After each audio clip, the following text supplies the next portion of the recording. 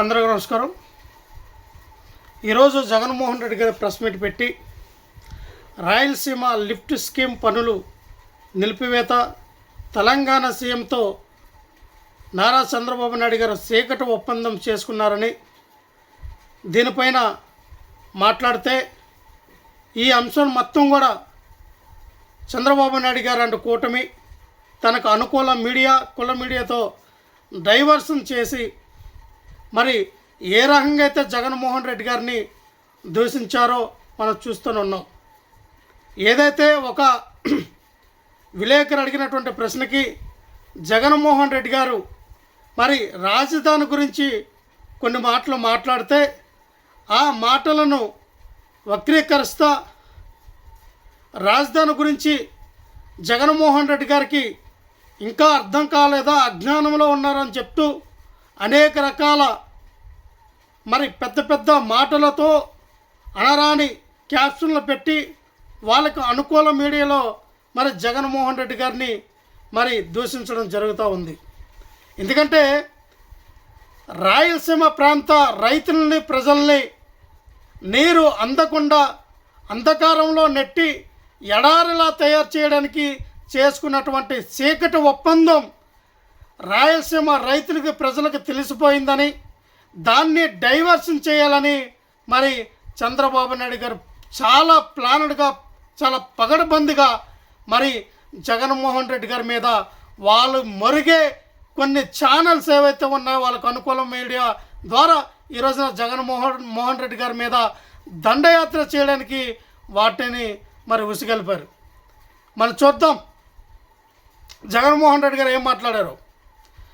మీరు అధికారంలోకి వచ్చినటువంటి 2014-2019లో మీరు సేకరించినటువంటి సుమారు 35 నుంచి 37 వేల ఎకరాలు ఏవైతే ఉన్నాయో ఆ రోజున 39 గ్రామాల నుంచి మీరు సేకరించినటువంటి ఎకరాలన్నిటి కూడా ఎవరైతే రైతులు ఇచ్చారో వాళ్ళకి రిటర్నబుల్ ప్లాట్స్ ఇంకా ఇవ్వలేదు, వాళ్ళ ప్లాట్స్కి ఇంకా రిజిస్ట్రేషన్ కార్యక్రమం జరగలేదు, వాళ్ళకి ఇవ్వాల్సినటువంటి కాంపోజిషన్ కూడా మీరు ఇవ్వలేదు అని రైతులందరూ కూడా రోడ్ల మీదకి వచ్చి గొగ్గోలు పెడుతూ ఉంటే మళ్ళీ మీరు రెండో దశ ల్యాండ్ పూలింగ్ అని చెప్పి మరొక 50,000 ఎకరాల్ని సేకరించాలని చెప్పి మరి రైతుల్ని వాళ్ళ నడ్డి ఎరగొట్టే కార్యక్రమం మీరు చేస్తే రైతులందరూ కూడా మీ మీద ఎదురు తిరిగారు, మిమ్మల్ని ప్రశ్నించారు.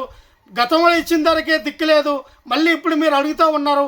మీరు 2029కి కంప్లీట్ చేస్తానని మీరు అగ్రిమెంట్ రాసేవాడిని మీకు ఖచ్చితంగా ఇస్తామని చెప్పి ప్రజలు తిరగబడితే కొంతమంది ఈ ప్రశ్నలను అడిగినందుకు మనం చూసాం. మందండి రామారావు గారు ఏ రకంగా అయితే ఈ కూటమి సర్కారు చేసినటువంటి అన్యాయానికి గురై ఆయన ఆత్మహత్య చేసి చనిపోయారో, ఆయన భూములు ఇచ్చారు అమరావతి రాజధానికి, అటువంటి రైతు కూడా మరి ఆత్మహత్య చేసుకుని చనిపోయాడు. ఇంకా చాలామంది ఉన్నారు. రేపొద్దున వాళ్ళ పరిస్థితి ఏంటి?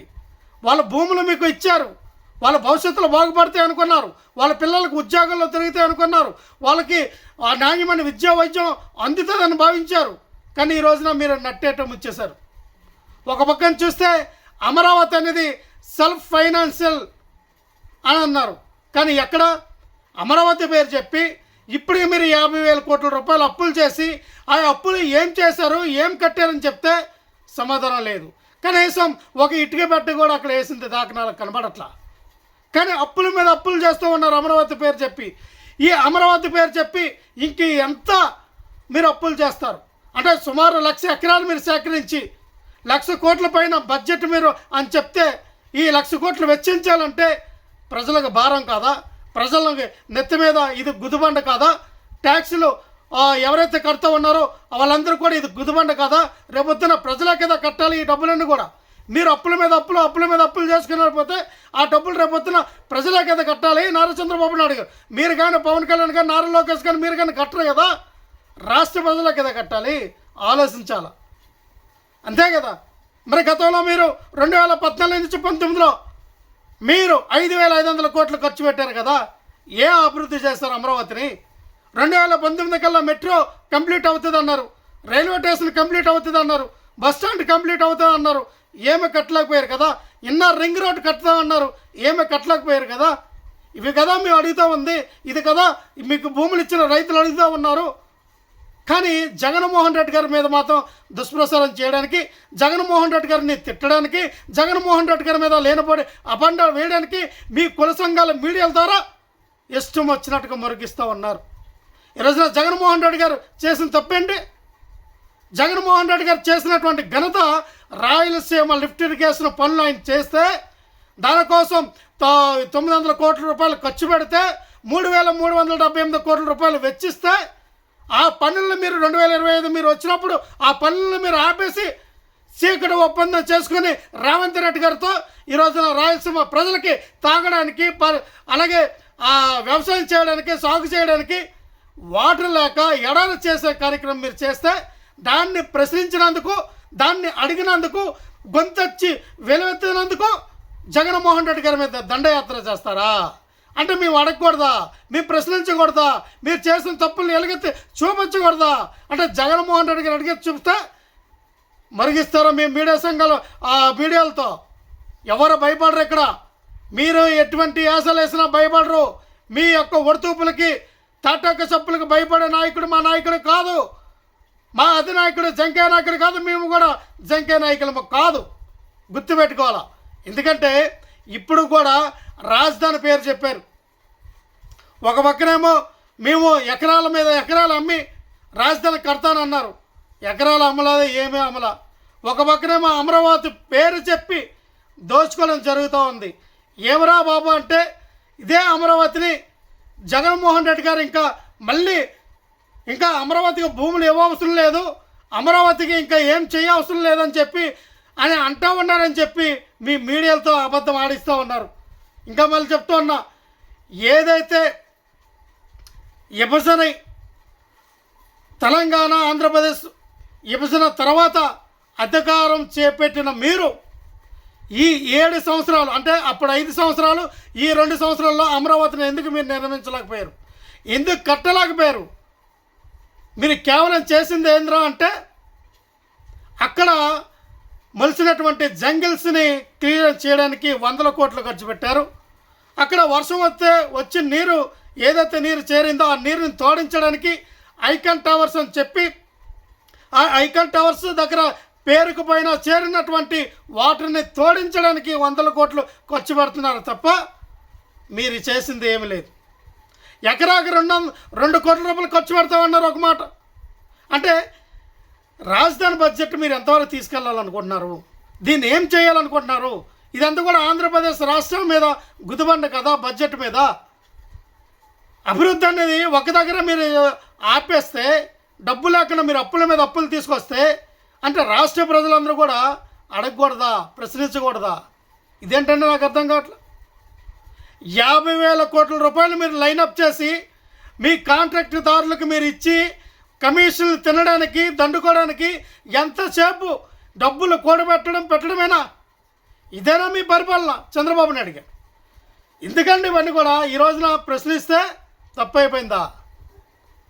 మరి గుండెపోటుతో చనిపోయినటువంటి ఎవరైతే ఆత్మహత్య, మరి ఒక రకంగా మీరు ఆత్మహత్య చేసేలా చనిపోయినట్టు వ్యక్తిలాగా ఆ రామారావు గారి యొక్క ఉసిరిమికి తగలదా? అటువంటి రామారావు గారు ఎంతమంది ఉన్నారో రేపొద్దున? ఎంతమంది మీకు భూములు ఇచ్చి ఈ రోజున విలువలాడుతూ ఉన్నారు? వాళ్ళందరూ మీరు సమాధానం చెప్పండి. మేము ప్రశ్నిస్తే తప్పొచ్చిందా? ఖచ్చితంగా అడుగుతాం, ఖచ్చితంగా దీన్ని అడిగే తీరుతాం. రాజధాని వర్షం కూరితే, ఏదైతే వర్షం కురిస్తే నీరు పోవడం లేదని కదా మొన్నటికి మొన్న లిఫ్ట్ కోసం ఈ ప్రభుత్వం నిర్ణయాలు తీసుకుంది. అంటే అమరావతిలో కూడా లిఫ్ట్ చేయాలి, ఎత్తిపోతల పథకం కూడా అమరావతిలో మీరు పెడతారు. ఎందుకంటే వర్షం వస్తే నిండిపోతుంది కదా అమరావతి మొత్తం భూములన్నీ కూడా, అక్కడ కూడా లిఫ్ట్ ఇరిగేషన్ చేస్తారేమో. ఇటువంటివన్నీ కూడా మీరు చేసి మా నాయకుడి మీద అబండాలు మీరు చేస్తారంటే, మీరు కట్టారా సిఆర్డీఏ భవనం 338 కోట్లు పెట్టి కట్టానన్నారు కదా. ఒక చదరపు అడిగి ఎంతకి ఇచ్చారండి? 11,000 రూపాయలు. అంటే 11,000 రూపాయలు ఒక చదరపు అడుగు ఎక్కడైనా ఈ ప్రపంచంలో ఎవరైనా ఇస్తారా? బెంగళూరులో కానీ కర్ణాటకలో కానీ ఎక్కడ కానీ మనం చూసుకుంటే 2,000, 3,000 రూపాయలు, మహా అయితే 4,000 రూపాయలు. కానీ మీరు 11,000 రూపాయలు ఇచ్చి సిఆర్టీఏ బిల్డింగ్ కట్టించారంటే అర్థమవుతుంది మీరంతా అవినీతి చేస్తూ ఉన్నారు అని. ఇటువంటి అవినీతి చేస్తుందో మీరు, ఇటువంటి అమరావతి పేరు చెప్పి బిల్డింగ్ల మీద అన్నింటి మీద దోసుకుంటుంది మీరు, ఈరోజు జగన్మోహన్ రెడ్డి గారిని విమర్శిస్తారా? అంటే డైవర్స్లో పాలిటిక్స్ చేయడంలో మీరు దిట్ట. అందుకనే ఏదైతే రాయలసీమ లిఫ్ట్ ఇరిగేషన్ పనులు మీరు చీకటి ఒప్పందం చేసి ఆపేస్తే దాన్ని ప్రజలకు తెలియపరిచి రాయలసీమ ప్రజలందరూ కూడా మీ మీద యుద్ధం చేయడానికి వాళ్ళు రెడీగా ఉన్నారని మీరు భయపడి ఈ రోజున మీరు చేస్తున్న కార్యక్రమం ఏదైతే ఉందో ప్రజలందరూ గమనిస్తున్నారు. ఖబర్దార్.